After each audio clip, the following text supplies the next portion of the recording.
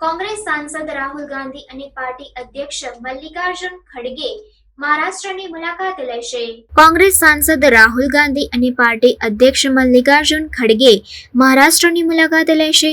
રાહુલ બપોરે 1 વાગે અહીં વાંગી ખાતે લોકસભામાં વિપક્ષના નેતા રહેલા પૂર્વ મંત્રી પતંગરાવ કદમની પ્રતિમાનું ઉદ્ઘાટન કરશે. કદમનું 2018માં અવસાન થયું હતું. આ પછી રાહુલ બપોરે 2 વાગ્યાની આસપાસ સાંગલીમાં જાહેર સભા કરશે. આ પ્રસંગે મહારાષ્ટ્ર કોંગ્રેસના અધ્યક્ષ નાના પટોલે, વિધાનસભામાં વિરોધ પક્ષના નેતા વિજય વડેટ્ટીવાર અને કોંગ્રેસ વિધાયક દળના નેતા બાલાસાહેબ થોરાત પણ હાજર રહેશે.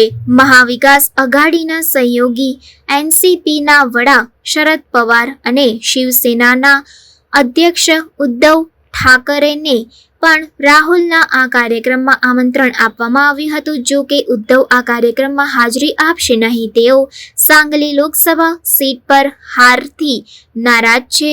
મહારાષ્ટ્રમાં ઓક્ટોબરમાં ચૂંટણી થઈ શકે છે. ભાજપ શિવસેના સરકારનો કાર્યકાળ નવેમ્બર 2024માં પૂરો થઈ રહ્યો છે.